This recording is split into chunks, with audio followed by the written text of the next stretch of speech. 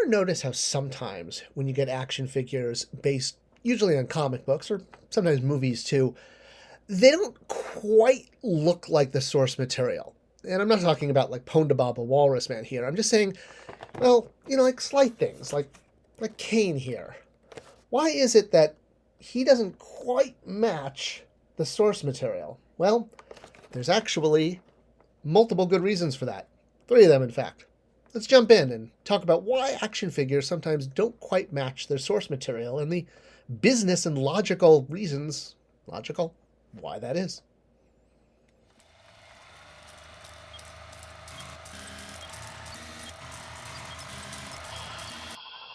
All right, so as promised, here on Spectre Creative, we are going to talk about the three business reasons why action figures often, shall we say, the deco, the coloring doesn't quite match the source material. And first off, we're not talking again, like I said in the intro, about like the 1979, 1980 Cantina aliens, Ponda Baba, Walrus Man, Hammerhead, et cetera, et cetera. That's because of a lack of reference material, is why that happened. That's a totally isolated incident where, designers were trying to make figures based on black and white images and puppet images and, et cetera, et cetera. Blue Snaggletooth, perfect example. All right, go look it up if you have no idea what I'm talking about. Anyway, let's get back to the subject. And in particular, I'm glad I got this Kane Marvel Legends figure because it's a perfect example of what I want to talk about. What kind of inspired this video, which I thought you guys would find really interesting. So, all right, Kane looks great, but he's technically the colors are off. The hair is too light. The with all these blue paint hits on this excellently fully tooled figure. This is a fully tooled figure, unbelievable. Except for maybe like the feet and the hands, maybe like the knee caps. Otherwise, yeah. Um, in the comic, this is all gray, a la this image here. So why is it that the toy is so blue? Well, there's three reasons, as I said. Let's talk about the first one, reference material. So obviously, toy makers want to have good reference material for the characters, and this starts with what's called the B sheet. So a B sheet like this here is an outline of an entire season or an entire year's worth of characters to understand not only who you're doing, but how much tooling is going to be involved. Are they fully tooled figures, partially tooled, redecos? Because you have a certain tooling budget and it has to all add up, and you need a mix. If you did all fully tooled figures, you would go broke pretty quick. So that's why I'm also impressed at how fully tooled this guy is. Especially Marvel Legends is notorious, and rightly so, in a good way, for reusing bodies and weapons and etc. You can get so much out of a new head and a paint job. All right, so going back to reference. So well, yes, there's definitely reference for Kane having gray where the toy has blue, but there is this image here, and that's the problem because this, you can tell this image, if you compare it to the figure, it's like literally this image was translated into this figure. So you could say, okay, there is reference for this version, even though it's really isolated to that one image or a handful of them. But here's part of the kicker.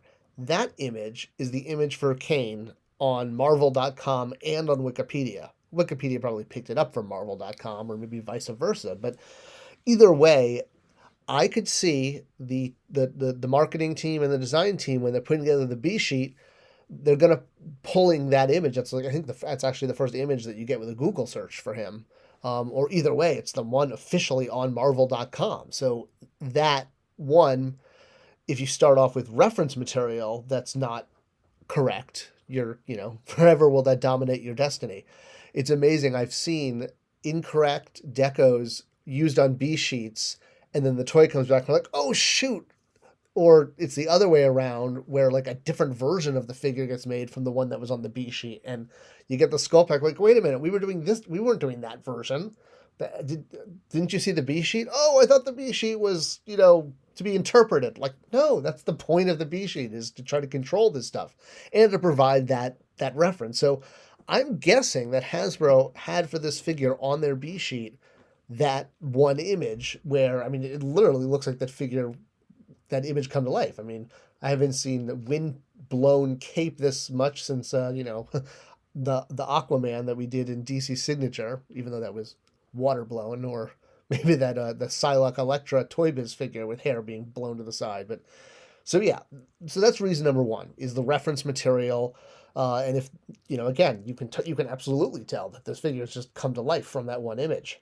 All right, so what are the other two reasons? The second one is cost. So deco is one of the first things gets reduced from figures, often replaced with just the actual color of the plastic. So like this is just plastic, or purple plastic, and red plastic. It's not painted red, if you will. Whereas a lot of the old, like the Toy Biz Marvel Legends, you can really tell had just a huge amount of deco put on them. I use this Boba Fett figure a lot as an example of a figure with a lot of deco.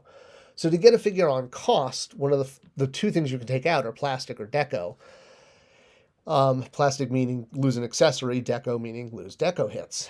So often if there are sort of, let's call it two versions of a character that can be done, and when marketing is presenting the sort of for final approval from management, these are the characters we're doing for the year, management will often ask, well, can we do that character with less deco? Is there a different version of the character where they're not, their suit is a little different? That happens all the time, and I've seen it just crush, like, what would have been a great collector figure. We got but the bean counters, which at the end are the boss. I mean, they come from the stockholders who own the company, and they do dictate it. So, but I'd see that happen where a figure that had oh God, I'm blanking, the Blackest Night villain, Necron, like he was supposed to have his staff, and the staff had to get cost reduced. This is an example of a plastic reduction. All right, so that's another reason why figures may not look like they do in the comic, because they have to get cost reduced in order to be affordable at the price point. All right, the third one, I think, is the one that collectors might find the most interesting. So there's a phrase that gets thrown around in the toy industry all the time, is make it pop. It's got to pop on shelf, because that's the majority of the way toys are sold, is on shelf. Not necessarily collectors going, pre-ordering them from Big Bad Toy Store, Entertainment Earth, or Amazon, et cetera, et cetera. But, mom, dad, gift giver, aunt, uncle, kid, they're buying, they're encountering the toy product on shelf. So the packaging and the toy has to sell itself on shelf. That's why, you have open blisters, right? Where's what did I do with it? I tore it apart, but yeah, Kane's blister. And hey, you can even see the art on his blister matches the way the figure looks, not that gray art of the comic.